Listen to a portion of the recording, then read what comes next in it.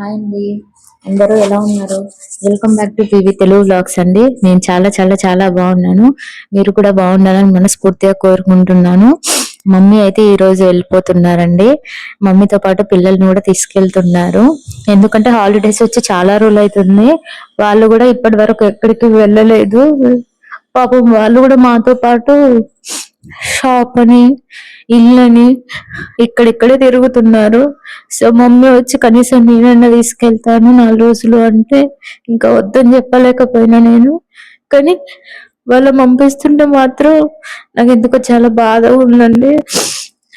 ఎందుకంటే నేను మ్యారేజ్ అయ్యి ఆల్మోస్ట్ 15-16 years అవుతుంది మాది. నేను మా ఇంట్లో ఉండే సమయం చాలా తక్కువ. మా అమ్మ వాళ్ళ ఇంటికి వెళ్ళినప్పుడైనా నేను ఇంట్లో ఉండను. చుట్టుపక్కల రిలేషన్స్ ఇంటికి వెళ్తాను. నైట్ ఇంటికి వచ్చి సన్నం తిని పడుకొని మళ్ళీ తెల్లారి వచ్చేస్తాను. గట్టిగా నేను ఒక 10 days కూడా అక్కడ ఎప్పుడు లేనండి. ఏమైనా మా మమ్మీ మా ఇంటికి వస్తేనే ఒక 10 days అలా ఉండి వెళ్తారు. అంతే తప్పించి నేను మా ఇంటికి వెళ్తే మాత్రం ఉండలేను. ఎందుకంటే ఇక్కడ పిల్లలు ఉన్నారు. వాళ్ళందరూ మా హస్బెండ్ ఇబ్బంది పడతారని ఇక్కడ ఉండను.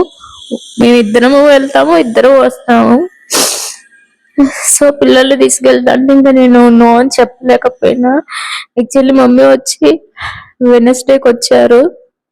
ఈ వెనస్డేకి 8 days, ఇంకా తెల్లారితే 9th day ఉండకూడదు అనేసి వెళ్ళిపోతున్నారు. మళ్ళీ 9th day అవుద్ది, మళ్ళీ ఫ్రైడే అవుద్ది, సాటర్డే అవుద్ది. మా ఇంట్లో కూడా ఎవరు ఉండరండి.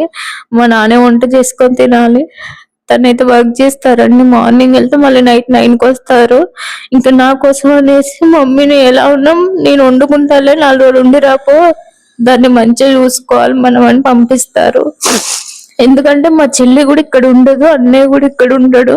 అన్నయ్య ఢిల్లీలో ఉంటాడు, చెల్లి సూరత్ లో ఉంటది. నేను ఒక్కదాన్నే ఇక్కడ ఉంటాను.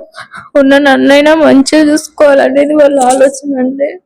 అందుకని మమ్మీని డాడీ ఇబ్బంది పడ్డా మమ్మీని అయితే పంపిస్తారు. మమ్మీ వచ్చి వీక్ అయిపోయిందా, నేను ఈ వీక్ అయితే ఒక్క పని కూడా చేయలేదు. షాప్కి వచ్చేసాను, షాప్ నుండి ఇంటికి వెళ్ళిపోయి తిని పడుకున్నాను. అందుకనే మా మమ్మీ వెళ్ళిపోతుంటే నాకు అసలు ఏడు బాగట్లేదు. దాంతో పాటు పిల్లల్ని కూడా తీసుకెళ్ళిపోతుంది. ఇంక ఇల్లంతా పోసిపోయినట్టు ఉంటది. ఎప్పుడు ఒక్కదాన్నే ఉండిపోతాను అన్న ఫీల్ ఉండిపోతుంది నాకు. నేను ఏడుస్తున్నానా, ఇంకా మా ఇద్దరు పిల్లలు వచ్చి మేము వెళ్ళమని అంటున్నారు. వాళ్ళన్న కాస్త ఫ్రీ అవ్వాలి కదా, రిలీఫ్ ఉండాలి కదా.